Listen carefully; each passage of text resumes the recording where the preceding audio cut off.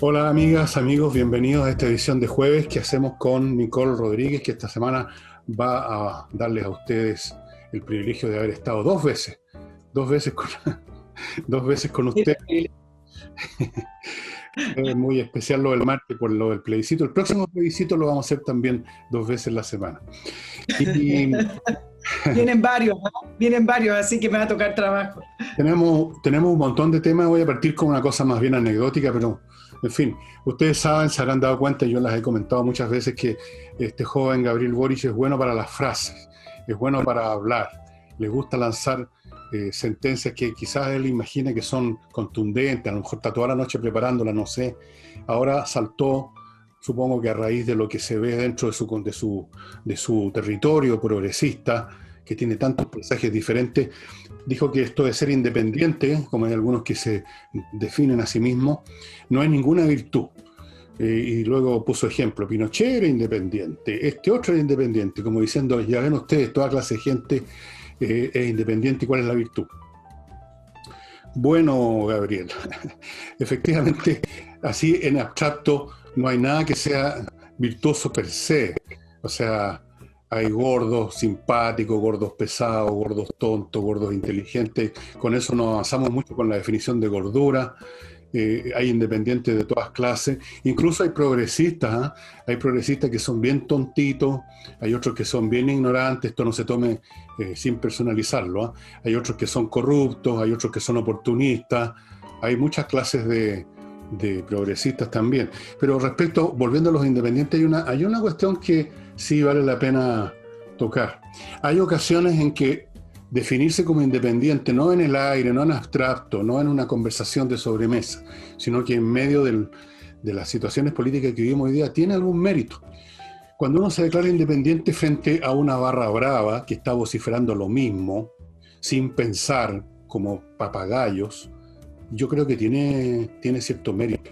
Declararse independiente, aunque solo sea para decir yo no sigo al piño, no me pongo a gritar lo mismo, a pesar de lo complicado y lo peligroso y lo desagradable que es ir contra la opinión del piño, de la tribu, del clan, tiene mérito. Y Gabriel Boric, debiera saberlo mejor que nadie, porque las personas que en algún momento han votado no se han declarado ni siquiera independientes, sino que han votado de modo independiente alguna de las causas célebres de la izquierda, han sufrido malos ratos bastante serios. No los han matado, pero la han pasado mal. Así que en tiempos como estos, sí dice algo ser independiente. Dice algo, fíjese en este caso. No en otros tiempos, ahora sí. Dicho lo cual, Déjame agregarle, ¿sí? porque eso lo dice en el contexto de el enredo que existe con respecto a la participación de los independientes en el proceso constituyente y para ser electos constituyentes. Porque al final, y lo dijimos antes del plebiscito, toda la manera y el mecanismo en que se van a elegir los constituyentes es el mismo mecanismo que se utiliza para elegir al Parlamento. Por lo tanto, toda la sociedad civil, que fue la que ellos mismos en los partidos políticos, los liderazgos, como Boric habla de la Plaza Italia, toda esa, entre comillas, sociedad civil y grupos de la sociedad independiente estarían quedando fuera del proceso, porque si usted tiene un grupo de personas que quiere participar, usted se siente capaz, usted quiere aportar y quiere ir a la elección del constituyente, va a tener que competir con las máquinas electorales de los partidos políticos. Además, la proporcionalidad se va a dar de la misma manera. Por lo tanto, nadie se ha planteado la siguiente pregunta. Entonces, en la convención constituyente, ¿también vamos a tener electos estos personajes constituyentes con el 1%, tal cual como ocurrió con el Parlamento que tenemos ahora vigente, donde debido al sistema proporcional que idearon los mismos políticos, tenemos alrededor de 30 parlamentarios que tienen menos del 3%. Bueno, puede ocurrir exactamente igual con los constituyentes. Entonces, el mundo político hoy, y a eso se suma también Boris y Jackson y el Frente Amplio, están tratando de aparentar esta situación de que ellos le dan la bienvenida a los independientes y que van a dejarles cupo, que bajen las firmas, pero también ellos saben, y esto de manera transversal, que la sociedad independiente es muy difícil que logre competir con los partidos políticos y sus propios candidatos. Y dicho esto, así como tú decías que per se un independiente en tu primera parte del análisis no tiene por qué ser más digno o capaz que otra persona, bueno, el Frente Amplio está levantando un proyecto para impedir que autoridades actuales, es decir, ministros, subsecretarios, intendentes, etcétera, puedan presentarse a cargos en la constituyente. Entonces, esto que a grosso modo uno podría decir, bueno, podría sonar bien, no, porque esto es un proyecto dirigido para que Chile Vamos y las personas que hoy están en el gobierno y en la moneda, en los distintos cargos, estén inhabilitados para participar. O sea, quiere dejar una buena cuota de representantes de Chile Vamos fuera. Entonces, también podríamos preguntarle, bueno, el puro hecho de estar en el gobierno, donde no fue un cargo de elección popular, sino que finalmente una elección de la coalición gobernante, ¿significa que queda fuera del proceso constituyente? Me parece que no, ¿no? ¿Te parece que no? Y lo que está, es como tú dices, si quieren manejar así por secretaría el asunto, muestra una vez más la bajeza mental de los que proponen esas cosas. Es decir, quieren ir ellos nada más, ¿eh? Quieren tener todas las opciones. Bueno, si quieren eliminar las autoridades, los que están en el gobierno, de la posibilidad de optar a ser convencionales, que se eliminen ellos también. Eliminen a todos, eliminen a la moneda, eliminen a los congresales, dejen que efectivamente sean las doñas Juanitas de Chile las que se hagan la constitución, como sea que salga. Así es que, bueno, esta gente actúa como una mafia. No hay manera de impedir que ellos estén todo el tiempo viendo modos de conservar u optimizar sus cuotas de poder para los usos que ellos les dan, que normalmente parten beneficiándolos a ellos, luego beneficiando a sus seguidores más cercanos, sus clientelas, luego quizás, con suerte, a sus electores y desde luego nunca al país como conjunto. Entonces, estos son, no olvidemos nunca, estimadas amigas y amigos, que estos son los que llegaron a renovar la política. Y es ahí como están maquinando para ganar más posibilidades de ser ellos los que manduqueen y los que nos impongan al resto de los chilenos, que supuestamente somos los soberanos, somos los empoderados, que nos impongan su idea de una constitución. Bueno, no se podía esperar otra cosa. Y a propósito de esa idea que tienen de la constitución, y tú hablabas de la bajeza, bueno, 2 días después del plebiscito ya se levantan algunas ideas desde la oposición para poder ir saltándose la institucionalidad que tanto se aplaudió el mismo día domingo.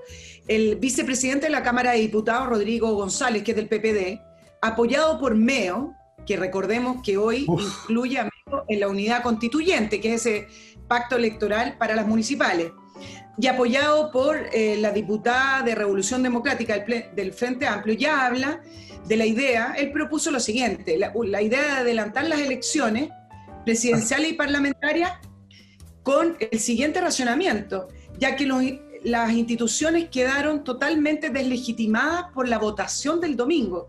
Afortunadamente, esta idea de de adelantar las elecciones, es decir, sacar al gobierno de turno, sacar al parlamento, porque se supone que el domingo el pueblo habló y habló por todo, al parecer por todos los temas, no encontró apoyo en las mismas personas mismos diputados del PPD, ni siquiera en la Democracia Cristiana y el Partido Socialista. Pero me gustaría quizá ir analizando algunos de los razonamientos que se hicieron con respecto a esto. Por ejemplo, la idea de que como el gobierno perdió apoyo, entonces no es legítimo. No, pues, una cosa es perder apoyo de tu base electoral, quienes votaron por ti, y otra cosa es que eso se determine que tú seas ilegítimo.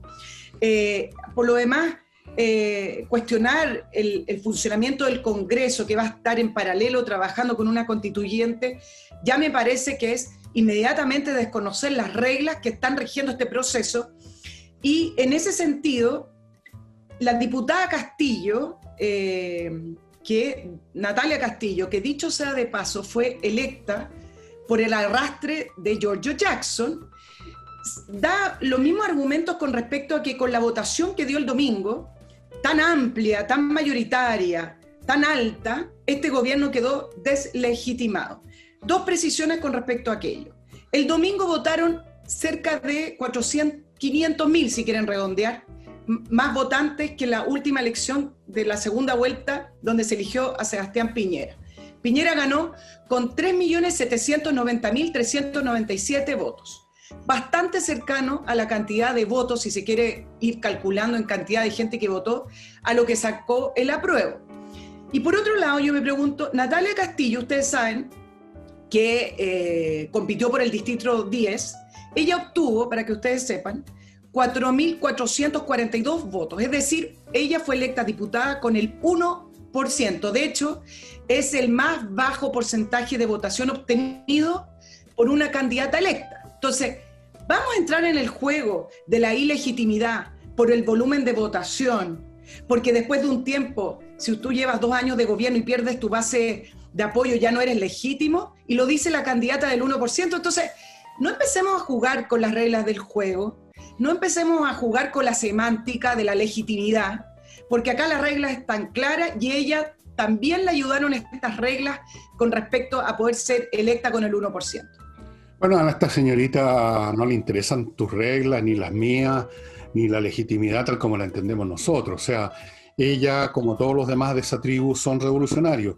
Ellos no van a estar pensando en términos de lo que es justo, honesto o adecuado de acuerdo a las reglas existentes. Ellos simplemente quieren obtener un cierto resultado en un proceso que partió el 18 de octubre del año pasado. Ellos quieren demoler este gobierno, quieren demoler las instituciones, quieren demoler el modelo y construir no sé qué diablo. Eso es, y para ellos eso es lo legítimo. Y da lo mismo los argumentos que tú des, y ellos van a usar cualquiera que les pueda servir. Por ejemplo, cuando hablan del pueblo, palabra con la cual hacen gárgara a esta gente, resulta que, voy a aproximar la cifra, voy a usar porcentajes ahora, votó la mitad del patrón electoral, el 50%. Y de ese 50%, el apruebo obtuvo más o menos el 70%, estoy redondeando. Eso equivale al 35% del patrón electoral. El pueblo entonces es 1/3 del patrón electoral y suponiendo que esa gente que votó por el apruebo efectivamente coinciden además con el pensamiento de la señorita Castillo y de los demás, cosa que es bastante discutible cuál es la composición ideológica y política del apruebo. El apruebo, como todos sabemos, tenía que ver con construir o no una constitución. No era un apruebo para la constitución de izquierda que ya tiene preparada el Partido Comunista, porque no hay ninguna constitución que conozcamos, alternativa, porque los partidos de izquierda no se han molestado en mostrarnos sus ideas al respecto, las tienen bien escondidas en un cajón. Entonces, es una patudez, pero aunque fueran todos los que votaron a apruebo, partidarios de la señorita Castillo que salió a la rastra, aún así no representan al pueblo. El pueblo somos el 100% de los que estamos en el país y desde luego el 100% del patrón electoral, o por lo menos cercano a eso, no 1/3. Se les olvidó lo que pasó en Chile cuando Salvador Allende fue elegido presidente con 1/3 de la votación. Cuidado con esas minorías, cuidado con girar a costa de esas, de esas minorías electorales y de arrogarse esas minorías como de su propia propiedad, porque no es así. Pero, como te digo, todos estos argumentos tú se los podrías dar con pizarrón y tiza y demostrar lo ilógico lo que están diciendo, pero les importa un cohete, se reirían de ti, dirían, oye, en el fondo aquí lo que nos interesa, nuestro gran objetivo, que es lo que legitima todo, como lo he explicado 1000 veces, cuando tienes un fin absoluto, eso lo legitima todo, es echar abajo el modelo. Para eso primero iniciamos lo de octubre, luego vamos a demoler el gobierno, lo vamos a hacer renunciar, vamos a hacer que el presidente llame a elecciones adelantadas, vamos a elegir a quien no sea, a quien sea, y vamos a echar abajo todo lo que se ponga por delante porque queremos construir el socialismo, o como sea que se llame, el madurismo, el chavismo, con vino tinto y empanada, y por lo tanto... argumentar con ellos, Nicole, es perder el tiempo. Déjame agregarle un tema que me parece interesante, que es este nuevo, o este grupo del 80% que votó el apruebo, que lo dijimos en el programa que grabamos para el día martes, que es un grupo transversal. Bueno, como ya hay cierta información y cierta bajada, donde se habla de que votó 1 millón de nuevos votantes, 1 millón de personas que no se levantaron antes a votar y que principalmente son jóvenes, es interesante porque el Frente Amplio quizás lee esto como joven igual a votante del Frente Amplio. Bueno, me parece que la pregunta en cuestión es si ese 80% que votó por el cambio de la Constitución quieren lo mismo en el contenido de la Constitución, y claramente la respuesta es no. Ese 80% que votó por la Constitución, por el cambio de la Constitución, quiere un cambio. quiere cambiar, quiere que las cosas mejoren, Ni quiere a lo siquiera mejor un nuevo orden institucional, o a lo mejor, para poder estar en todos los ámbitos, a lo mejor es un voto de rechazo al gobierno, que también algunos lo han esbozado, porque en una encuesta rápida salió que 44% de los votantes de Piñera votó por el apruebo. A lo mejor es un voto por la paz, a lo mejor es un voto por el miedo a que siga la violencia. Bueno, tiene una transversalidad que a mí me parece que es bastante amplia. Y por otro lado, hoy leyendo algunos analistas con respecto a la captura de ese voto, a mí me parece que es un error de mirada. Y no solamente por este tipo de plebiscito donde no se votó por un candidato ni por un liderazgo, se votó por una idea. Y por lo demás uno siempre quiere cambiar algo, ¿no? Entonces esa idea del cambio siempre es bastante atractiva.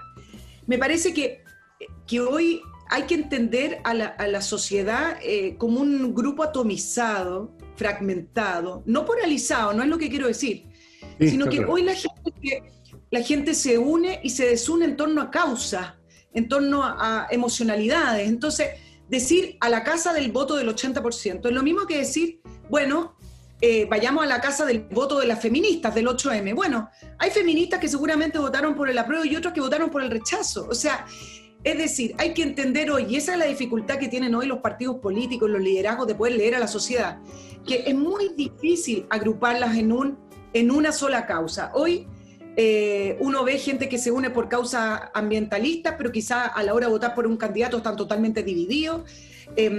Por lo tanto, me parece que es muy difícil sacar una radiografía de ese votante del 80% y mucho más difícil que un futuro candidato a la presidencia pueda capturar el interés de ese 80%.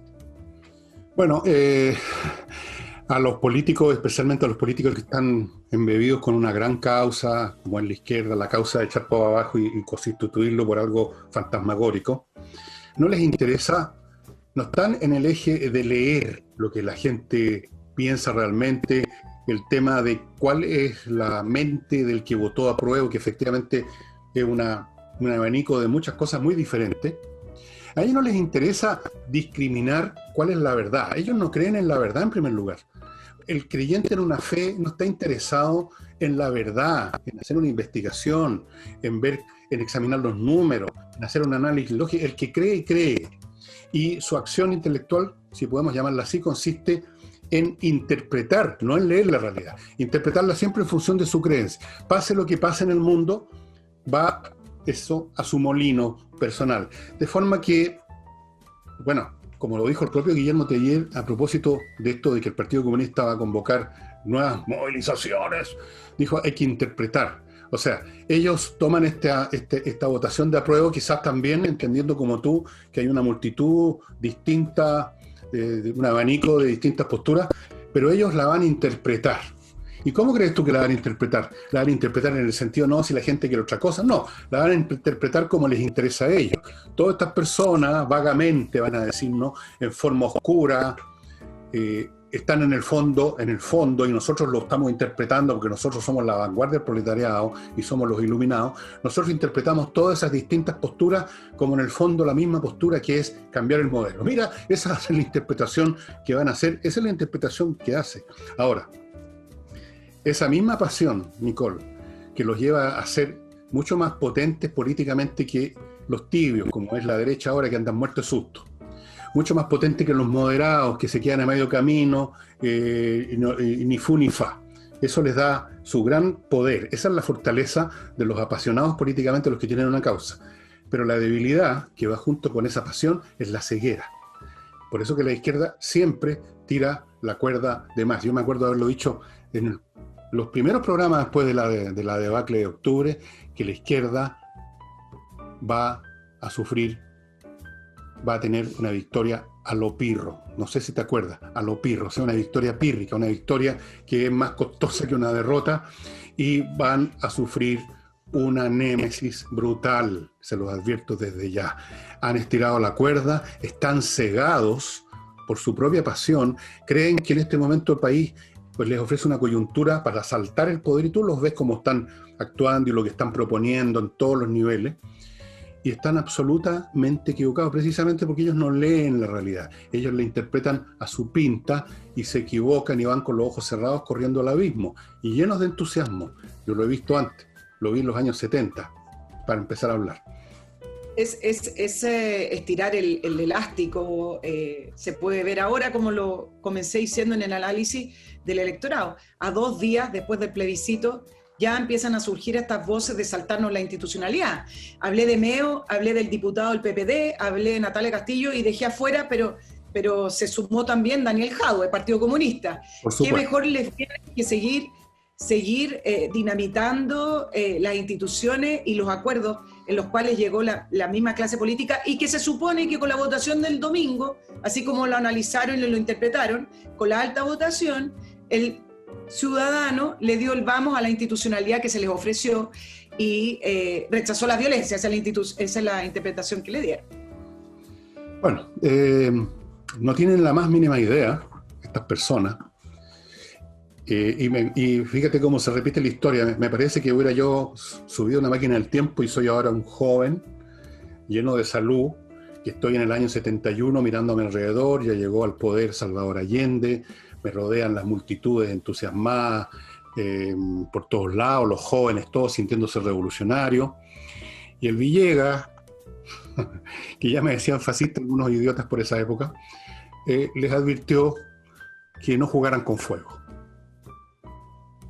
Y ahora me encuentro casi muchos años después, ya viejito, chuñusco, te digo que esta gente está haciendo lo mismo, están jugando con fuego. No se dan cuenta. No se dan cuenta porque están cegados, como todo fanático, como todo creyente que no ve otra cosa que su fe y el camino estrecho que ven con la mente así, que creen que los conduce al paraíso. Y no se dan cuenta que hace rato que están corriendo cuesta abajo al desastre. No voy a decir más, pero estas iniciativas de personajes, además como el Meo, por favor, como Jadue, estos llamados a nuevas movilizaciones, estos deseos de torcer la voluntad que desconocida incluso por el propio pueblo de qué es lo que querían con ese apruebo, porque yo creo que el 90% de la gente que votó por el apruebo votó puramente en lo que tú estás diciendo, emociones, vagas imágenes de un futuro mejor, me van a mejorar las pensiones, y no podía ser de otro modo porque no había nada concreto, no había un candidato, un programa, una constitución alternativa que uno pudiera haber teóricamente haber estudiado, sino que había una nada, un proceso. Entonces es una votación completamente surrealista, y ya se la apropiaron. Esta es nuestra votación, esta es nuestra coyuntura, y cegados como están, ya están cometiendo errores, van a seguir cometiendo errores, y hasta que cometan el último error, y va a ser el último.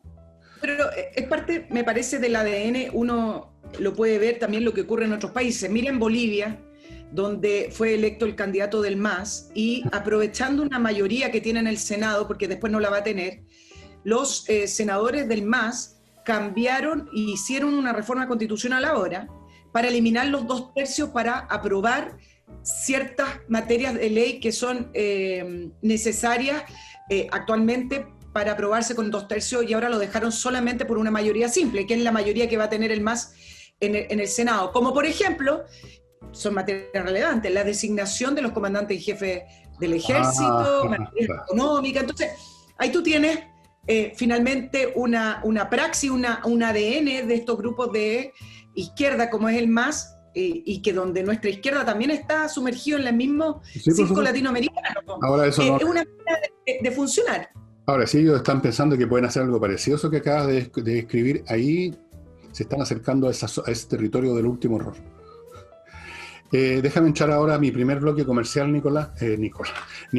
Tengo unos amigos que se llaman Nicolás, perdóname. Yo cuento con Ozonio, estimados amigos, si usted quiere desinfectar su oficina, su negocio, su comercio, su local, lo que sea, una empresa donde hay empleados, donde entra gente, cliente, póngase en contacto con ozonium.cl, que le va a arrendar una maquinita que usted programa y en la noche emana ozono, que va a destruir todos los virus, incluyendo por supuesto el COVID-19, gérmenes, bacterias, todo. Va a caer todo patas para arriba y usted el otro día va a estar tranquilo en su local, sus clientes, sus empleados.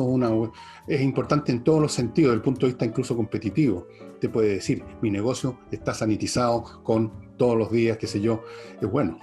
Y si usted quiere hacer esto en la casa, Ozonio le va a mandar un equipo humano, porque se hace de otra manera, pero el resultado es el mismo. Le dejan la casa tiki-taka, ni una partícula de virus, ni una partícula de gérmenes, nada. Ozonium.cl, amigos. Y para hacer trámites notariales más rápidos de lo que le tocó a Nicole hacer el otro día, entra a la página notarioexpress.cl. Ahí usted escribe en un lugar especial qué papel necesita. Van a aparecer otros diálogos o ventanitas para que usted llene los datos requeridos. Termina eso, paga con tarjeta como se hacen las compras en internet. El valor es muy reducido, muy accesible, es ridículo casi. Y listo, esa información va a ser enviada a la notaría más cercana a su casa. Usted va a esa notaría a firmar el papel que ya está listo, impreso, firmado por el notario. Se demora unos pocos minutos en vez de estar horas instalado ahí, dándose vuelta como asado al palo. Notarioexpress.cl, estimado amigo. Además, esta página web les permite a usted hacer transferencia de vehículos sin tener que ir al registro civil. Así que por todos lados, puras ventajas. Y si usted tiene una empresa y está pensando que ya vamos a entrar a régimen y vamos a tener que funcionar como siempre, ojalá todos esperamos eso, aproveche este momento en que está a media máquina para mejorar, optimizar su área de gestión. Y para eso está Controller, una empresa creada, ya les he contado, por expertos que estuvieron 20 años en empresas internacionales, conocen esto al revés y al derecho, tienen el software más adelantado del mundo, estudian cómo funciona su gestión, su flujo, para allá, para acá, le entregan recetas para mejorar los problemas, descubren problemas que usted no había notado, y todo esto en planes para empresas pequeñas, medianas o grandes. Los datos están a mi izquierda. Contáctese con Controller ahora ya. Nicole. El pase, sí. Mira, quería aprovechar, tú nombraste la palabra el 100% de los ciudadanos con respecto a estas minorías que se imponen, y quiero unir este tema con respecto a todo el análisis que se ha hecho y las reflexiones que se han hecho con respecto a cómo funcionó el día del plebiscito y las votaciones. Algunas cosas que decir. Todos han alabado el funcionamiento del CERVEL y en general yo creo que se puede decir que afortunadamente uno de los procesos exitosos que tiene Chile es que las elecciones nunca son deslegitimadas ni puestas en dudas por ningún partido político, por ningún liderazgo. En general, el proceso se ve como transparente, se ve rápido, uno tiene los resultados prácticamente el mismo día. Por lo tanto, es una jornada de espíritu cívico que a mí me parece destacable.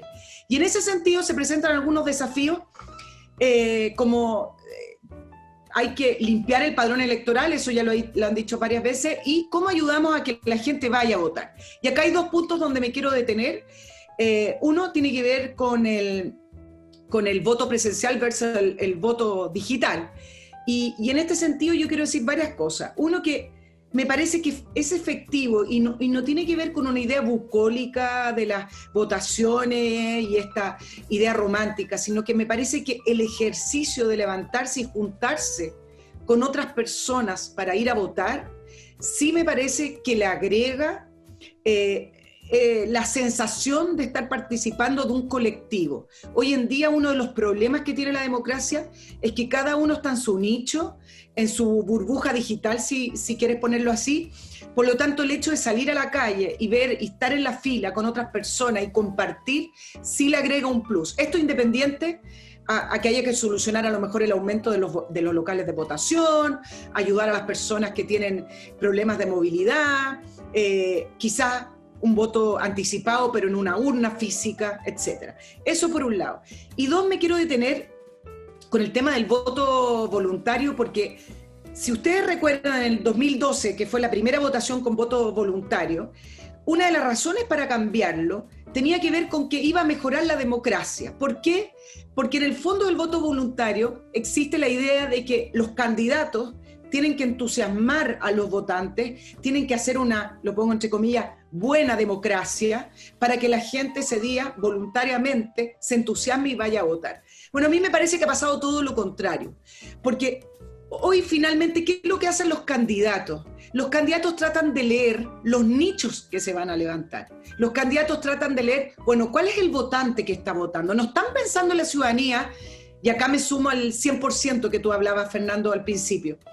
Finalmente, lo que ha ocurrido con el voto voluntario es que la democracia se ha convertido en ideas de nicho, en ideas de minoría. Entonces, cuando tú planteas y dices, bueno, yo voy a apuntar, voy a inventar a los ambientalistas, tú haces una campaña basada en la defensa del medio ambiente, bueno, ahí tengo ya 4 millones de, mucho, 200.000 votos, ok. Le voy a hablar ahora a los que defienden la ciclovía, ahí tengo 100.000 votos, bueno. Y eso al final en lo que ha convertido la democracia es en eso, en una democracia de grupos, de minorías, donde no se expresa realmente el 100% del pueblo. Entonces me parece que ya que están revisando nuestro sistema, sí me parece que es una oportunidad para volver a levantar el tema del voto obligatorio. Y algunos dirán, bueno, ¿por qué me tienen que obligar a ir? Bueno, porque la democracia tiene derechos y deberes, y esto es un deber tremendamente importante. Si no le entusiasma un candidato, si no le entusiasma una idea, lo anula, no vota por nadie, pero va. Yo creo que el ejercicio en sí mismo ya tiene un valor y deberíamos empezar a volver a debatirlo. Ahora, dicho esto y cortito, me gustó la idea de que el plebiscito de salida de la Constitución que va a proponer la Asamblea Constituyente es obligatorio para que ustedes. Bueno, Nicole, para empezar, hay una contradicción entre, por un lado, hablar, y no me refiero no a lo que dices tú, sino que a lo que dicen los políticos. Hay una contradicción entre hablar de un deber cívico y luego ponerle que sea voluntario. Los deberes no son voluntarios por definición. Un deber es un deber, algo que se tiene que hacer, te guste o no te guste. La cuestión del estado de ánimo tuyo es indiferente. Uno no paga los impuestos porque le encanta pagar impuestos, sino porque es un deber. Uno no hace el servicio militar porque a uno le encante ponerse un uniforme y cargar, en esa época era un Garand, o cargar ahora una M16, sino porque es un deber. Y lo mismo debe considerarse en la votación. Así que, pero el deber cívico voluntario es una contradicción en los términos.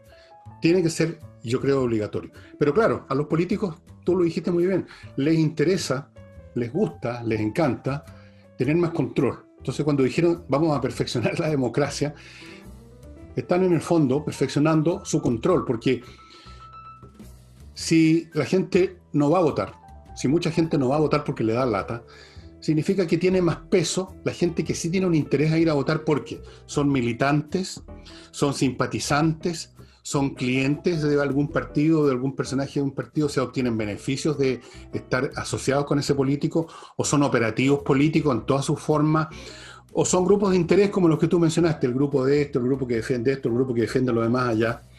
Y mientras menos gente haya votando, más peso por una cuestión de proporciones van teniendo estos grupos que están más directamente bajo el control de los partidos. Es decir, para ponerlo en un extremo, el caso ideal para los partidos políticos sería que votaran solamente sus militantes. Ahí lo pueden calcular todo hasta el último voto. Pueden calcularlo exactamente, y qué es lo que quisieran.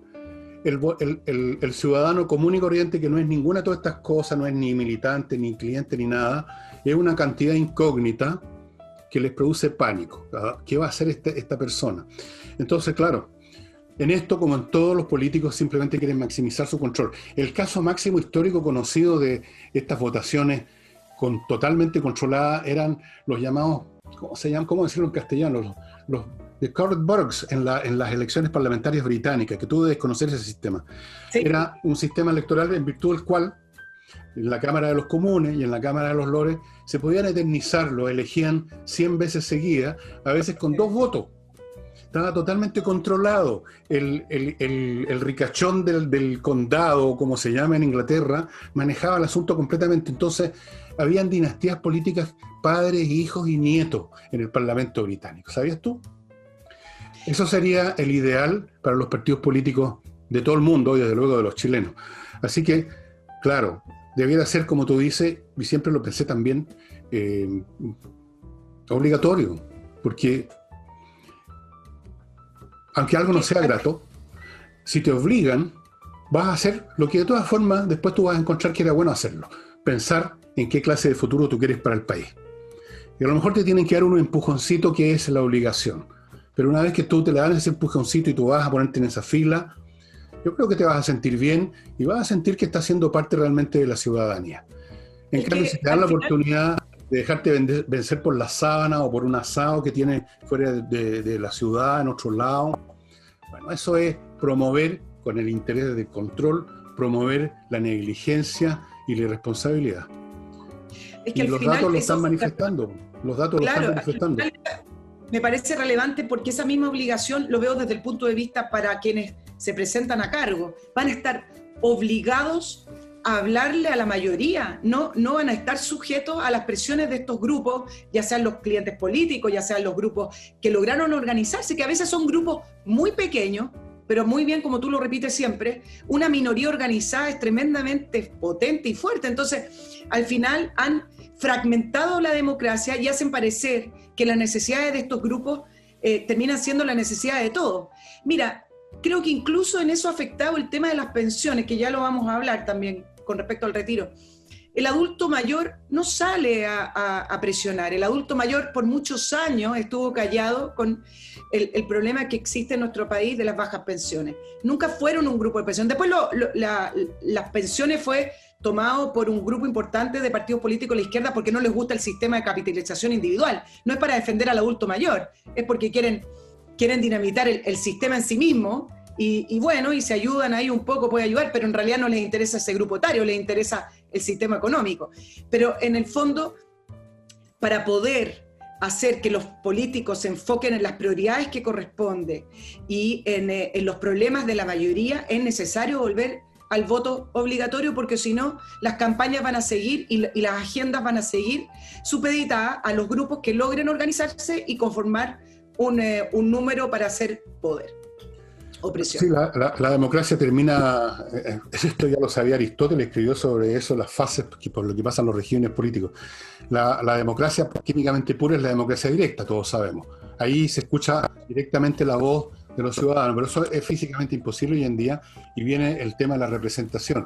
Y con eso se siembra la semilla de la distorsión, una distorsión necesaria pero que debiera controlarse, y se termina con sistemas básicamente oligárquicos donde la palabra democracia se convierte en un eslogan, simplemente en una justificación, en ideología para legitimar un sistema que en el fondo es partidocracia o politicocracia, oligarquía política, y todos los sistemas que yo he conocido y que he estudiado se van por el mismo camino. Inevitablemente se empieza a producir una concentración, una organización del poder, empiezan las camarillas, empiezan los clientelismos, empiezan los intereses, se empiezan a crear lazos de conveniencia política, económica, se empiezan a crear una serie de situaciones que van dejando de lado al ciudadano común y corriente, que no está metido en esas cuestiones, pero que son la inmensa mayoría. El político efectivamente tiene que hablarle, no sé si a las mayorías o minorías, porque no sabemos cuánto van a votar por ese señor o no, al ciudadano, digamos, al ciudadano en su carácter abstracto como ente que pertenece al contrato político llamado la nación, el Estado chileno. Eso es, porque la característica del ciudadano no tiene que ver con la cultura, la raza, la etnia, que uno nació aquí o nació allá, es un contrato político en el fondo. El ciudadano es ciudadano por un contrato político, y por eso que hay extranjeros que se nacionalizan chilenos, y no quiere decir que se convirtieron a la raza chilena, forman parte del contrato político. Y a ese ciudadano se tienen que dirigir. Pero ahora se dirigen, lo que tú dijiste, a los grupitos, al tipo de allá, los del medio ambiente, los de por aquí, los de la región de acá, los operadores de por allá, toda esa gente. Y entonces la democracia se termina convirtiendo en un lema nomás, pum. Y un lema cada vez más usado. Mientras más se distorsiona, más se usa, Nicole. Como yo lo he dicho muchas veces, este filósofo chino, el Confucio, decía, en una ciudad o una sociedad donde se habla cada rato de justicia, donde reina la injusticia.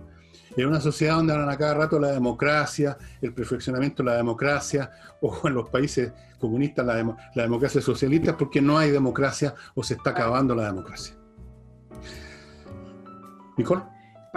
Sí, quería aprovechar de hablar en esa línea del 10% adicional, que es lo que anunciamos que también íbamos a hablar, ya que la Comisión de Constitución de la Cámara de Diputados aprobó el retiro, un segundo retiro del 10%. Esta es una moción de Pamela Giles, ¿eh? Y esto viene en el contexto de 2 días después también de plebiscito, donde el gobierno ha intentado ya poder producir esta unión de Chile Vamos y alinear a todos sus diputados y senadores también en lo que queda del gobierno. Bueno, duró 1 día y medio ese pacto de unión, porque finalmente en la Comisión de Constitución fue aprobado con votos de diputados de Chile Vamos, excepto un voto del diputado Alessandri, que rechazó el proyecto, pero después de un argumento que ya te lo voy a explicar. Y acá quiero poner en consideración varias cosas. Uno, tú en el análisis anterior hablabas, no se dan cuenta de algunas cosas. Bueno, ¿acaso los diputados Chile Vamos no se dan cuenta cuál es el fondo de este proyecto? Si este proyecto no tiene que ver con ayudar a la gente, eso lo dicen porque suena bien y porque va a entusiasmar para que la gente retire nuevamente un saldo de dinero, independiente a que 4 millones de personas, si es que se retira este 10%, van a quedar con saldo cero. Entendiendo que el proyecto tiene como objetivo y único objetivo seguir dinamitando el sistema de capitalización individual, ¿cómo se compatibiliza entonces que los diputados, este grupo de diputados de Chile Vamos, aprueben esta moción para que pase a discusión a la sala? Pero por otro lado, cuando tú hablas de los contenidos constituyentes, tú dices, bueno, ¿y usted cree en el ahorro individual? Y Chile Vamos en su mayoría y sus diputados dicen que sí. Entonces, tienen una contradicción tremenda entre lo que legislan y entre lo que dicen creer, cuáles son sus principios, entendiendo que el objetivo final de este proyecto, bueno, ya se ayuda a la gente bien, pero tiene que ver con que las AFP finalmente terminen con pensiones mínimas. ¿Y qué va a ocurrir con esos 4 millones de personas con saldo cero? ¿Cuál va a ser la solución? Bueno, ¿una nueva capitalización individual? No, va a ser la ayuda, y entre comillas lo voy a poner acá, solidaria del Estado, que al final va a ser un impuesto de todos nosotros, que va a tener que repartirse no entre los 4 millones, sino que en todas las personas que entran en el sistema de pensiones. Entonces, yo no entiendo muy bien en qué creen los diputados de Chile. Yo te explico al tiro. Te explico al tiro qué creen la gente de la derecha ahora y cuál es su gran principio. El gran principio es salvar el culo. ¿Qué más importante que eso? A estas alturas no hay otro. Están en esa hace rato. 2 cosas más. Una, tal vez sirva como ilustración del estado a que ha llegado la política chilena en todo orden de cosas, a que cuestiones tan importantes que tienen que ver con eso que tú llamas explosivamente la dinamitación de las instituciones, en este caso la AFP, venga de la iniciativa de una persona como Pamela Giles. Si aquí lo único que está faltando es que llegue a la presidencia de la República el Florcita Motúa con el remolino arriba en el sombrero, o sea, cualquier cosa. En cuanto a esta situación de la derecha que ya no cree en nada, o sea, salvo en salvar su poto, esto me recuerda, fíjate, en una escala quizás menor, no sé si más intensa, bueno, yo era mucho más joven, el que se vivió en Chile en el año 63-64, cuando también la izquierda traía mucha fuerza. ¿Y qué pasó en ese momento? Pasó que la derecha, que llevaba a Julio Durán de candidato, y sabían que iba a perder, que iba a llegar colista, terminaron votando por Eduardo Frei Montalva, llamaron expresamente a votar por Eduardo Frei Montalva, que proponía la revolución en libertad, mientras que Salvador Allende proponía la revolución con vino tinto y empanada. Prefirieron la libertad al vino tinto y empanada y se equivocaron gravemente. En fin, votaron por Eduardo Frei. Y a mí me tinca que se está empezando a configurar, Nicole, un cuadro en virtud del cual en las próximas elecciones presidenciales, en la fecha que corresponde o adelantada, si logran forzar, como me dijeron unas personas que va a ocurrir, a llamar a Piñera a elecciones anticipadas, me da la impresión que va a pasar algo bien parecido. Se van a formar 3 bloques o 3 candidatos. Uno de derecha, que la derecha sabe que no tiene ninguna opción. Uno de esta supuesta izquierda un poco más moderada, que está alrededor del PS, del Partido de la Democracia Cristiana, lo que son ahora la Unión Constituyente, y luego tenemos la izquierda que corresponde a lo que era antes Salvador Allende, y que ahora sería probablemente este individuo Jadue. Entonces me parece que la derecha, que ya se acostumbró a bajarse los pantalones, ya no tienen que soltarse el cinturón porque ya lo tienen sueltecito, yo me imagino una segunda vuelta en que van a invitar a la gente a votar por el candidato de esta, no sé cómo se va a llamar, Unión Constituyente, y en una de esas vamos a tener de presidente de Chile a Heraldo Muñoz. O quizás a quién, no sé. Vamos a tener una situación bien parecida psicológica y políticamente a la del 64, con una derecha que ya no tiene ninguna fe en su candidato, no tiene ninguna fe en sí mismo, están entregados, acobardados, resignados, rendidos. Y entonces van a decir, bueno, entre Jadue y, pongamos, Heraldo Muñoz, será Heraldo Muñoz. Y eso va a pasar.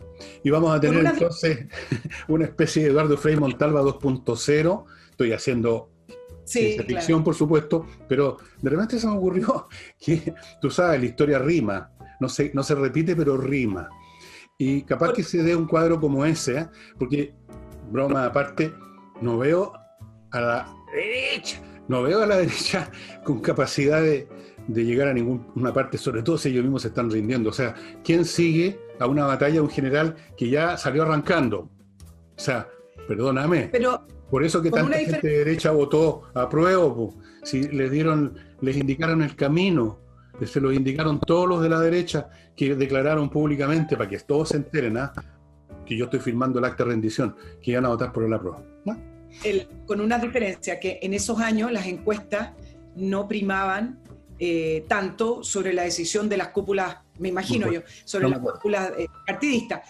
Y acá tú tienes un candidato que va liderando las encuestas como Joaquín Lavín, donde ha mencionado que él ya no es de la derecha de la UDI, sino que es bien socialdemócrata. Entonces, me parece que sin encuesta de por medio, psicológicamente, en el ámbito político podría ocurrir lo que tú dices, pero teniendo un candidato como Joaquín Lavín, que por lo demás, Joaquín Lavín sabe que ya es su última chance de llegar a la presidencia, o si no, va a terminar como Salvador Allende. Va a terminar siendo, claro, el futuro candidato, el proyecto de candidato que nunca salió de ser alcalde. Entonces, Joaquín Lavín sabe que esta es su última chance. Y entonces me parece que en ese aspecto político, Joaquín Lavín desafiando la socialdemocracia y quitándole un espacio al centro y la izquierda, centro-izquierda, puede tener grandes posibilidades de ser ese candidato del bloque. Y además porque ha llamado a un gobierno, él dice que va a ser un gobierno con personas transversales, por lo tanto también a lo mejor compromete por ahí algunos puestos. En una de esas pasa lo que tú dices, o sea, por supuesto que puede irse por ese lado. Y si es así, quizás ahí vamos a tener una demostración más de eso que Marx, creo que fue, o Hegel, o los dos, llamaban las astucias de la historia. Creo que fue Marx. Las astucias de la historia se refería a él como que la historia fuera un ente, una persona como Dios o algo así que tiene una voluntad, un plan, y es astuto. Entonces engaña a todo el mundo. Y mientras unos creen que van para allá y otros que van para acá, él hace que las cosas vayan a otra dirección. Las astucias de la historia, y engañando a todo el mundo, obtiene los fines que él quiere. Y a lo mejor digo, en el sentido de que ojalá sea así, si llega a ganar una versión tipo Lavín o tipo Muñoz o tipo como sea, porque eso ahí entramos en detalles imposibles de verificar, quizás eso va a ser lo mejor que le podría pasar a Chile en última instancia. O sea, una sociedad donde finalmente no es ni neoliberal 100%, que ya no lo era hace rato, ni tampoco una sociedad que se encamina a la aporía socialista, a la utopía socialista, sino que es una cosa como fue un poco Eduardo Frei Montalva, que hizo una revolución en libertad, o sea, y no hizo la revolución, en otras palabras, hizo unos cambios que me parece súper bien a mí. Y yo no creo en las revoluciones, yo creo en los cambios graduales, cuidadosos y cautelosos, conforme a razón. Entonces, en una de esas es una astucia de la historia, y ¿qué no te dice Nicole, que no tengamos de presidente, yo voy a tener que cambiar mi lenguaje. A Joaquín Lavín voy a empezar a decir otras cosas de él. De ahora en adelante ya no digo más que es un hombre que vio la luz así como haciendo una broma. Voy a empezar a verlo como un tremendo estadista. Voy a anotar esto al tiro de cuidar mi lenguaje para más adelante. Pero tú que conoces bien la historia, hay candidatos a la presidencia que como candidato, estoy hablando no solamente de Chile, estoy hablando en el mundo, por ejemplo, en el caso de Estados Unidos, que sonaban candidatos tipo no muy serios, terribles, y que una vez en el cargo supieron ponerse a la altura. A diferencia de otros que parecieran ser muy estadistas, con mucha inteligencia, como el actual, y que una vez en el cargo no han mostrado la altura. Entonces, uno nunca sabe. Uno no sabe nunca nada de nada. Eso es lo que uno aprende de viejo. Uno parte sabiéndolo todo y termina no sabiendo absolutamente nada. Y ahora déjame entrar a mi segundo bloque. Les quiero recordar, amigos, aparte de mis libros, que ya estamos distribuyendo, salieron hoy día unas camionadas con 1000 libros, creo ya, para distribuir. Y estamos prácticamente agotados. El libro este de Cifuentes, por ejemplo, ya no podemos seguirlo aceptando las compras de él porque se agotó. Vamos a ver si podemos sacar, no sé, ya veremos. Pero también hay otros libros que son interesantes y es este de Ulises Caravante, de los valles transversales a los canales australes, que como les he dicho, cuenta de una, sobre todo, pero cuenta otras cosas también, una revolución que hubo en el norte en 1859 que fue una de las 2, 3 o 4 revoluciones que hubo en el siglo XIX, de las que la gente no tiene idea. ¿Se acuerdan de la del 91 nomás? Que eso más que una revolución fue una guerra civil, en realidad, no una revolución. En libros muy entretenidos, está hecho con muchos materiales que nacen de las memorias, de los recuerdos de gente que vivió en esa época y que fueron antepasados de Ulises. Así que hay material súper interesante, el libro está muy bien escrito, es muy entretenido. Si ustedes lo quieren, lo que tienen que hacer es mandarle un mail a Ulises, a ucaravantes@gmail.com. ¿Ok? Y si tiene usted un lío o va a tenerlo legal en el ámbito laboral, que son complicados, le sugiero que se ponga en manos de GMS, que es un bufete de abogados que se especializa en eso.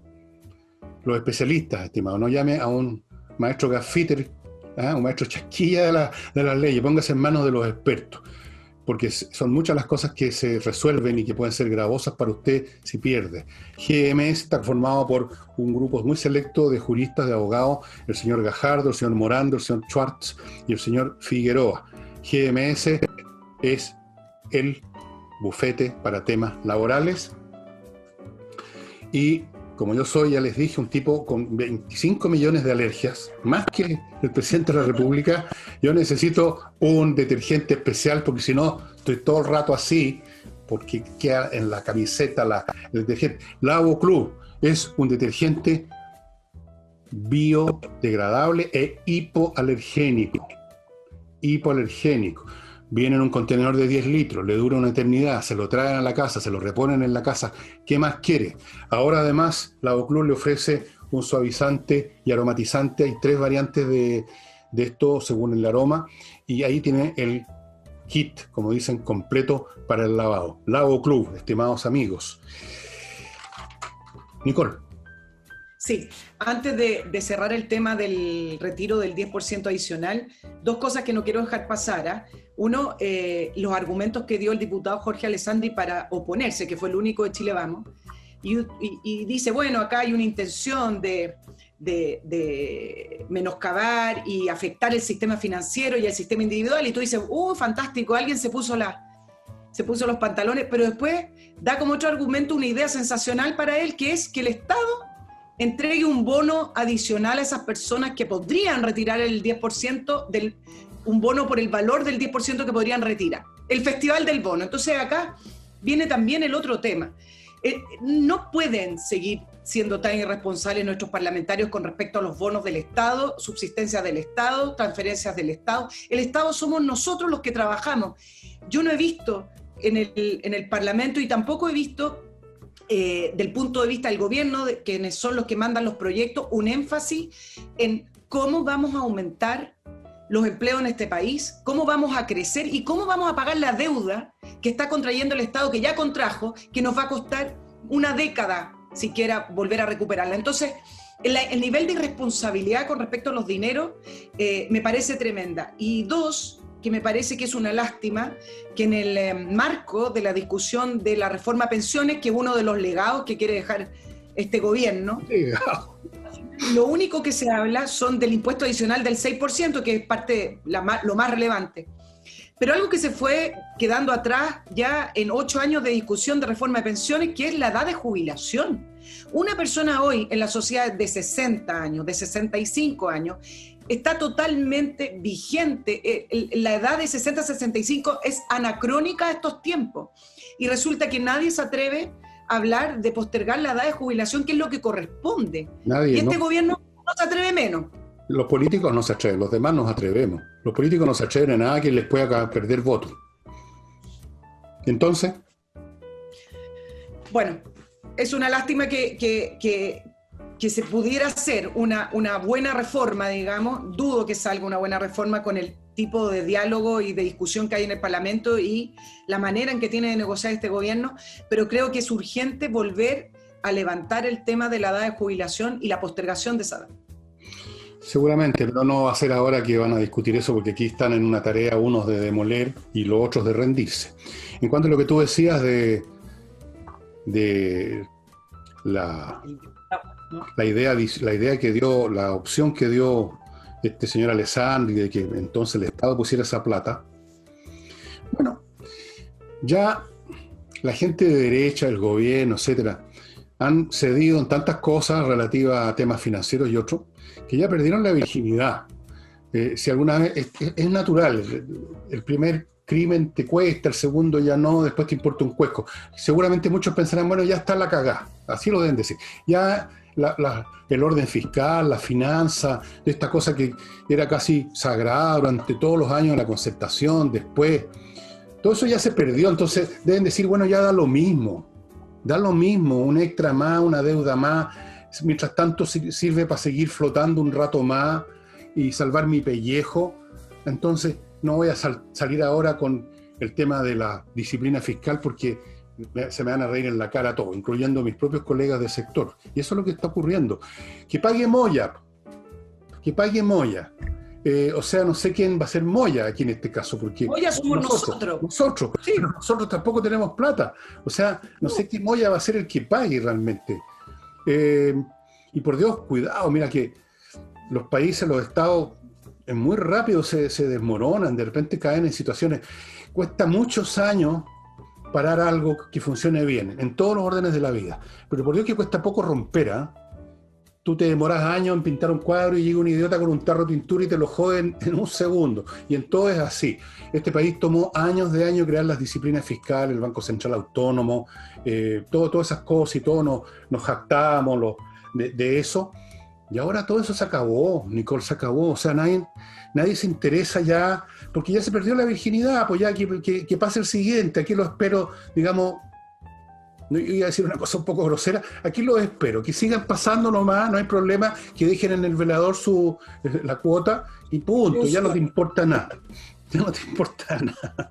Así que... ¿Te acuerdas de ese loco que rompió el David de Miguel Ángel, no? Sí, pues, con un martillo. Me estaba acordando. Claro. Eso. Nunca lo olvidé. Nunca lo olvidé. Sí. Miguel Ángel, genio, construye esto y viene un imbécil con un martillo y rompe un pedazo. Claro que fue un pedazo chico, menos mal. No cuesta nada romper. Pues. Entonces, bueno, la izquierda es maestra en el arte de romper, pues es cuestión de mirar su currículum en Chile, en el resto de América Latina, en el mundo y ver en cuál caso tú puedes decir, mira, estos gallos gobernaron y el país está hecho un chiche, mejor que antes.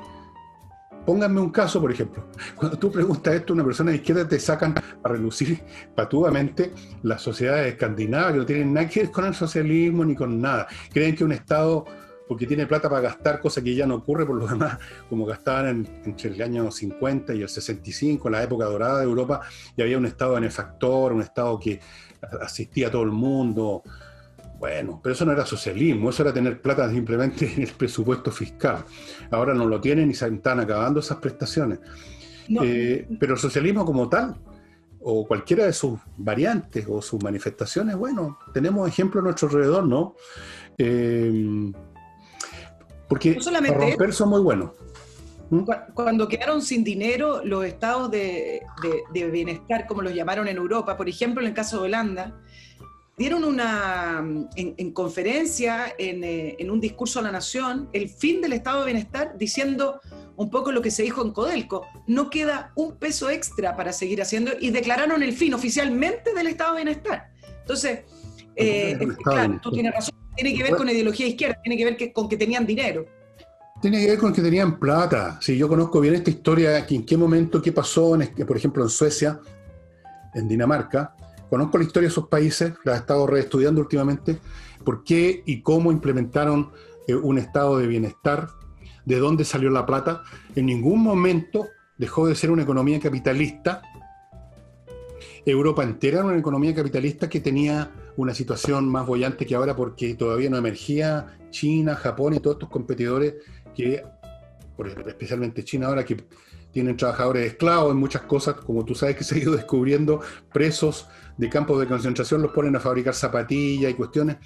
Bueno, eso se ha ido revelando ahora porque están los Estados Unidos de punta con los chinos. Antes sabían perfectamente y no hacían ni decían nada porque les convenía, ¿no? Pero ahora, Sí, ahora se rasgaron vestiduras. Así funcionan los políticos a todos los niveles. En el caso de Suecia, te lo voy a dejar planteado para otro programa, porque hoy día no lo vamos a alcanzar a desarrollar.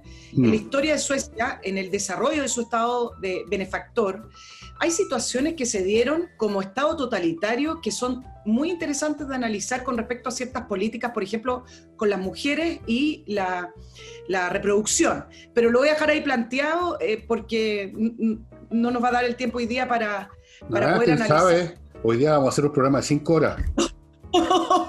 Oye, y a propósito de la violencia, tú sabes que ayer para nuestros auditores, la Cámara de Diputados aprobó en general, con 92 votos a favor y 38 en contra, ya les voy a decir los en contra, el proyecto que le exige a los partidos políticos renunciar expresamente al uso, propugnación e incitación a la violencia como método de acción política. Bueno, todos los que fueron en contra de esta votación hoy día, Partido Comunista y Frente Amplio. Entonces, volvemos al inicio cuando hablábamos un poco del ADN que circula por estos partidos y sus ideas de cómo forzar un poco también la historia y la institucionalidad. Bueno, sí, efectivamente está en el ADN ideológico del marxismo. La violencia es la partera de la historia, etcétera, etcétera, etcétera. Bueno, voy a entrar a otro bloque que es el último, estimados amigos. Si usted quiere invertir en Estados Unidos y no tiene idea cómo, entre a inviertanusa.cl. Ahí no solo saben cómo, sino que saben por qué, o para qué, o en qué, más bien dicho. En qué te puede invertir si acaso no tiene clara la película. Ellos tienen cientos de ofertas inmobiliarias en todo Estados Unidos, terrenos, casas, departamentos, arriendo, qué sé yo, de todo. Y tienen también franquicias. Usted sabe lo que es una franquicia, no le voy a explicar lo que es una franquicia, no tengo idea de lo que es una franquicia. No, usted puede elegir entre 3.500 franquicias la que le interesa más para hacer una inversión, le manejan todo, le consiguen, si usted quiere una visa de residencia como inversionista, le consiguen en 2 semanas una cuenta corriente en un banco norteamericano, todo, y usted ni se ha movido de su casa, de su escritorio. Así es que invierta en USA.cl. Y si en vez de comprar quiere vender su propiedad acá en Chile, pongamos por ejemplo una casa, un fondo, un departamento, lo que sea, Hey es el corredor de propiedades más rápido porque vende. Tan simple como eso. Hoy en día nadie vende, Hey vende. Así que eso lo convierte en infinitamente más rápido que cualquier otro objeto en estado de reposo. Hey vende, Hey sabe encontrar arrendatarios para su propiedad si usted quiere arrendar, pero no quiere equivocarse con alguien que después no le paga el arriendo, o sea, un riflero, un pistolero. También le maneja arriendo. Si usted es rentista, estas personas que tienen mucho arriendo y ese es su ingreso, se los puede manejar y se evita usted un montón de problemas. Hey, estimados amigos, los datos están a mi izquierda. Si están en cualquiera de estas situaciones, póngase en contacto con él. Y continúo con el ajedrez, que ya no les voy a contar la historia siempre porque ya me la han escuchado mucho. Lo único que les digo es que usted entra simplemente a Espacio Ajedrez, ahí compra la caja, el reloj, las 2 cosas, y lo van a recibir muy rápido. No olvide que los 2 productos trae cada uno 3 licencias para entrar al sitio espacioajedrez.com, que es muy, pero recontra entretenido. Ya les voy a contar más adelante la historia de uno de los chicos que yo conozco directamente, y que se metió en el cuento del ajedrez y cómo, bueno, era un chico habiloso ya, pero ahora, miran ustedes, pero aterrador, está, pero una máquina, un computador. Así es que espacioajedrez.com, estimados amigos, la distribución es muy rápida del producto, no se preocupen por eso. Y finalmente, señoras y señores, ya saben que los calores están empezando a ser notorios. Hay algunos días más frescos, pero vienen y vienen y vienen los días de más calor. Este es el momento de tener un aire acondicionado realmente espectacular, el que entrega miclimo.com, empresa premiada, ya saben, por su innovación. Los artefactos no son ruidosos, gastan muy poca electricidad, se controlan a control remoto, incluso por internet, fuera de su casa, fuera del país. Silencioso, no hay peligro, no hay ruido, no hay quema de combustible.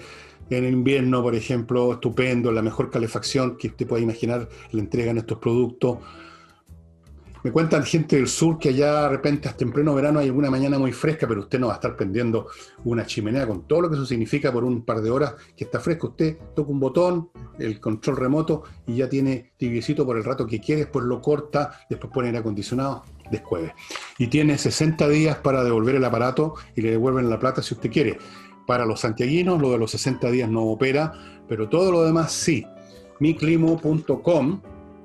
Y ahora vuelvo inmediatamente con Nicole, en este rincón, Nicole Rodríguez. Los pesos. Tú mencionaste... ¿Tú estuviste en el canal Caupolicán? No, me imagino que no. Estuve.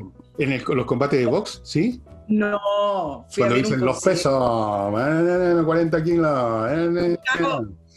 Mira, fui a ver un evento, bueno, esto no le interesa a la gente, pero sí he estado, he ido a varios conciertos y fui a ver unos eventos deportivos muy entretenidos, ¿sí? De básquetbol y estas cosas.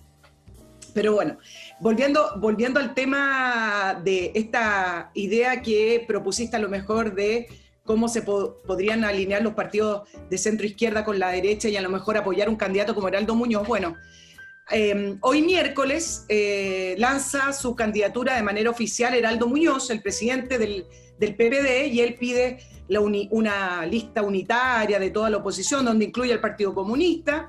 Y lo interesante, claro, ahí uno dice, bueno, se equivocó. Yo creo que se equivocó ahí. ¿Cómo puede incluir una unidad de toda la oposición con partidos que creen en la violencia? O sea, apartamos de esa base, pero bueno, ya lo podemos analizar. Y él en una de las entrevistas que da acerca de su candidatura, él dice que él no se percibe de la élite porque él nació de clase media. Y entonces acá yo quiero decir algunas precisiones con respecto a la famosa frase de la clase media, donde todos los políticos hoy en día se posicionan en esa clase media. Y la pregunta es la siguiente. Bueno, Heraldo Muñoz hoy tiene 72 años y prácticamente ha hecho su vida laboral en el sistema político. Él, para que hagamos un poquito de memoria, fue vocero de Ricardo Lagos cuando fue presidente, canciller de Bachelet. Cuando salió del gobierno, en el año 2003 fue embajador ante la ONU y luego fue subsecretario general en el programa de la PNUD de la ONU. Entonces yo me pregunto, ¿una persona que ha tenido esos cargos es de clase media? No. Un ministro recibe aproximadamente 8 o 9 millones de pesos. Ha sido 2 veces. ¿Es de clase media? No. Entonces, el hecho de haber nacido a lo mejor de clase media, yo no sé cómo él define la clase media de la época en que él nació, teniendo hoy 72 años, pero seguramente ya no lo es. Una persona que además ha tenido estos altos cargos no puede ser de clase media. Y en ese sentido, solo como anécdota, les quiero recordar cómo algunos políticos se intentan posicionar de clase media. Mira, me voy a ir bastante atrás, pero es que nunca lo olvidé. Cuando Eduardo Frei hizo su último debate presidencial en el año 2012 contra Sebastián Piñera, le preguntan acerca de la élite y eso, y él dice que es de clase media. Entonces yo le quiero recordar también a nuestros auditores que Eduardo Frei, expresidente de nuestra nación, fue parte de un conglomerado que era muy, muy grande, Citgo Coopers, y cuando él vendió su participación en el año 87, en el sistema financiero le calcularon que habría recibido entre 4 a 7 millones de dólares. Clase él media. Tiene una pensión, y por lo bajo. Él tiene una pensión por expresidente de 8 millones de pesos y más, porque tienen algunas otras garantías. Y él, el año 2012, se posiciona como de clase media. Luego tú tienes a Jimena Rincón, que esto es interesante porque ella quiere ser candidata de la democracia cristiana, que ha dedicado 18 años de su vida a la política prácticamente, y cuando salió del gobierno de Michelle Bachelet del año 2017, donde fue ministra, ella se fue a estudiar inglés a Sudáfrica. Entonces, estos son los lujos que se dan a algunos tipos de personas que pueden tomarse años sabáticos, porque yo que recuerde, la clase media no se puede tomar años sabáticos. Yo no me puedo tomar, tú tampoco. Y el punto es que le preguntan por su situación económica y él dice que está pésimo económicamente, que no ha encontrado trabajo en este país, entonces se va a estudiar inglés a Sudáfrica. Y por último, solo como anécdota, tenemos al hijo pródigo de la expresidenta Bachelet, Rodrigo Peñailillo, ya les voy a explicar por qué lo menciono, ex ministro del Interior de Bachelet, salió del gobierno por el escándalo de Cabal y se fue a estudiar inglés a Estados Unidos. Es una persona joven él. Y luego políticas públicas también en ese país. El que fue también recaudador de dinero para la campaña de Michelle Bachelet, constatado en fiscalía. Clase media. Clase media. Esta persona de clase media, ¿por qué la nombré? Porque al parecer vuelve al país y quiere ser candidato al Parlamento. Ahí tenemos la renovación de la política de nuestras personas de clase media. Clase media. Bueno, mira, lo que son medios en todo sentido en la parte de acá arriba, ¿eh? Son medio o menos que medio. Ahí sí que son todos clase media. O sea, no conozco ningún tipo que siquiera esté en la primera desviación estándar de la campaña de Gaudio de la inteligencia en ese lote. Están con Cueva, digamos, justo en el medio, 100. Punto. Pero hay que entenderlo. ¿Qué van a decir? Suponte tú, Eduardo Frei, ¿cómo se llama? ¿Cuál es el otro apellido? Eduardo Frei Hijo, el hombre de signo Copper. Sí. Y le preguntan eso, ¿qué va a decir? Yo soy de clase alta, con los resentimientos que produce una cosa como esa en Chile, donde no es como Estados Unidos, donde una persona exitosa con el dinero, por su talento, porque inventó Facebook o que inventó un computador, la gente lo encuentra admirable y con toda razón es un gallo que además está inventando cosas para la sociedad. Nadie inventa cosas, digamos, para vivir solo como Robinson Crusoe. Los admiran, los aplauden, pero en Chile al contrario. Entonces yo entiendo que no se atrevan a decir, mire, gano tanta plata que soy de clase alta, tengo una empresa, tururululú, soy de clase alta. Son de clase media. Tampoco se atreven a decir de que son de clase baja porque sería demasiado ridículo. Entonces la clase media es un colchón, un cajón que recibe cualquier cosa que le tires adentro. Pero sabes que yo creo que eso produce un boomerang, porque la gente no es tonta en el sentido que percibe que nuestra clase política, que ya lleva, en el caso de Heraldo Muñoz, como los Girardi y todas estas personas que llevan más de 20 años en el Parlamento o en cargos de gobierno, perciben que se convirtieron en una élite. Entonces, me parece que la salida a ese tipo de preguntas debiera ser otra, porque produce muchísima más rabia. Que alguien se identifique de la clase media entendiendo que son capaces de tomarse años sabáticos o donde uno tampoco entiende de qué viven, porque ser presidente de un partido político tampoco significa que tenga un sueldo para poder vivir, pero viven de lo más tranquilo. Entonces, el punto es que yo creo que la gente sí percibe que son de una élite y no debieran tratar de maquillarla, debieran de explicarla de otra manera. Por otro lado, fíjate que no deja de ser una virtud, la virtud de la, quizás hasta de cierta honestidad, el que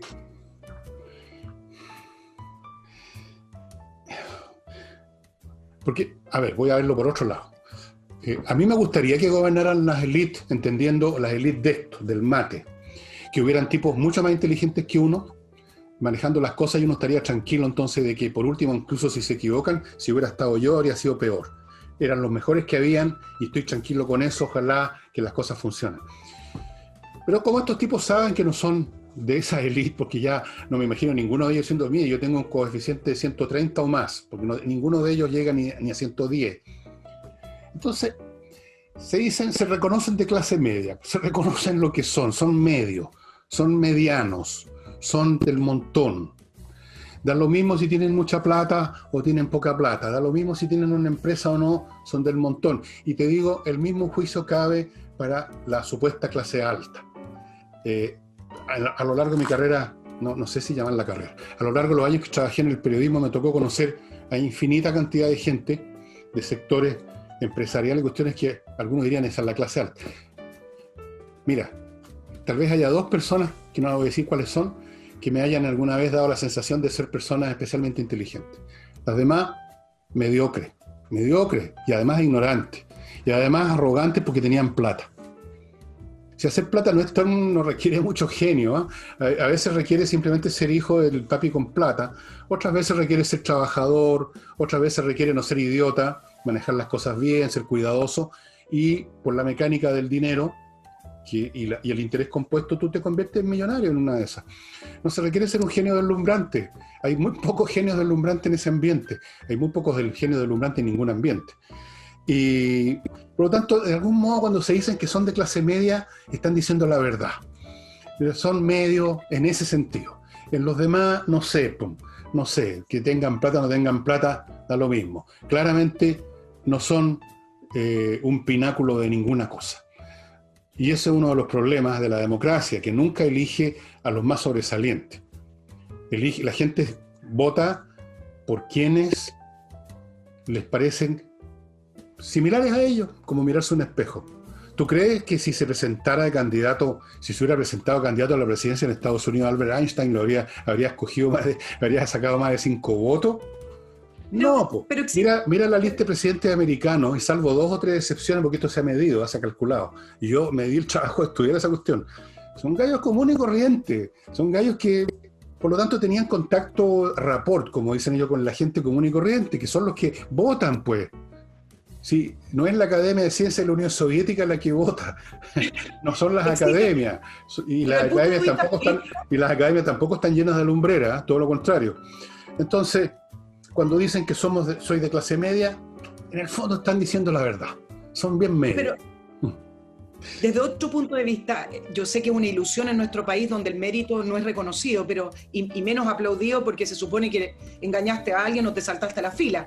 Pero yo creo que existe acá un espacio, en vez de maquillar que tú hayas ascendido, porque en el caso de Heraldo Muñoz, si efectivamente nació de clase media y hoy está posicionado como un candidato presidencial, voy a suponer, significa que hizo una buena carrera, que lo hizo bien. Entonces, ¿por qué no levantar el tema del mérito, de que logró hacerse un espacio en esta sociedad? 1. Y 2, creo que hay un error en creer el hecho de decir que tú eres de clase media para que la gente entienda que los vas a interpretar mejor. Porque si fuera así, Sebastián Piñera no hubiera sacado la votación que sacó. Y la gente votó por él en el año 2017 porque querían que levantara la economía y creyeron que él era el mejor gestor para poder levantar la economía como la dijo Michelle Bachelet. Y lo habría sido si no se hubiera tropezado primero con la revolución y después con la pandemia. Creo que sí. Bueno, ¿qué quieres que te diga? Oye, mira, la gente... Bueno, además, como te digo, Chile no es un país que acepte a alguien reconociendo sus méritos, aunque sean totalmente reales, ¿eh? O sea, si Muñoz dijera, miren, póngase, yo era de clase media y llegué acá, por lo tanto soy un tipo más o menos inteligente, más o menos capaz, ¿cuál sería la reacción? ¿Qué se cree este? ¿Qué te crees, weón? Pero si eso es, ¿qué se cree? Esa es la... Tú tenés que tirarte al suelo todo el tiempo, Nicole. En este país te tienes que tirar al suelo si no quieres que los demás te empujen al suelo. Aquí hay que andar arrastrándose de guata por el suelo, porque si no, te chaquetean, te patean, te insultan, o te buscan alguna vez una oportunidad para reventarte de alguna manera y durante años preparan una máquina. No, tenéis que ojalá ser bien humilde, ser igual que todo el mundo. Yo soy de clase media y como la clase media, todo el mundo se define clase media, incluyendo los que son de clases bajas. Todos somos de clase media. Bueno, en fin. Oye. Pero para redondear este tema, porque me parece también que es muy difícil en cómo están concebidos los partidos políticos y el sistema político en nuestro país, poder dar a entender que tú surgiste en ese mundo por mérito, porque se entiende que en la vida política de las personas, cuando tú solo te has dedicado al mundo político, a tener cargos, ministerios, al final es puras redes de contacto, puras redes de poder, y al final de cuentas eso le resta al mérito. Entonces, efectivamente es muy difícil para un político que lleva 30 años dedicado a tener cargo, a tener posiciones en el gobierno, es muy difícil demostrar que ha tenido mérito. A lo mejor es inteligente, no lo sé, a lo mejor lo hizo bien, pero es muy difícil porque el sistema político en Chile privilegia a los compañeros de lista, a los compañeros de campaña. Bueno, pero eso pasa en todas partes del mundo.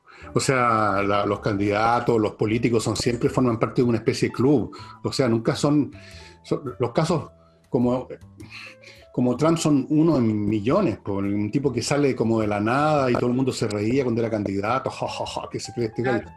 Lo normal es que forman parte de un grupo, o sea, todos formamos parte de grupos. Y tenemos amigos y tenemos redes que no son políticas, pero son de amigos, de complicidad, de cuestiones. Así funcionamos los seres humanos. No podemos imaginarnos que en cada elección llegan unos tipos de otro planeta que no los conoce nadie, que son independientes al de 10.000%, entonces uno no sé cómo y por qué los elige. No funciona así esta cuestión. Estimada Nicole, creo que hemos llegado al tiempo de decir adiós a nuestros visitantes y recordarles que la próxima semana no va a estar el martes, Nicole, porque no hay otro plebiscito.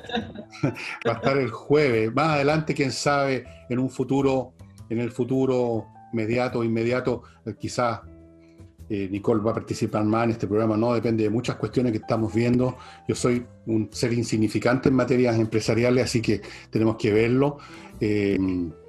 Pero nos vemos el próximo jueves de todas maneras. Nos vemos el próximo jueves y a nuestros auditores que tengan un muy buen fin de semana, que descansen, que lo pasen bien. Eso. Todo eso buenos deseos. Chao, chao.